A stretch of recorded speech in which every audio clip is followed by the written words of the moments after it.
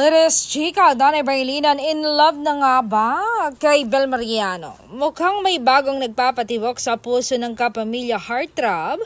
Usap-usapan ngayon sa mundo ng showbiz ang naging matapang at sweet na pahayag ng aktor ni si Danay Bailinan matapos ditong hayagang aminin ang tunay na estado ng relasyon o turingan nila ng social media personality at dyan sa superstar na si Bel Mariano.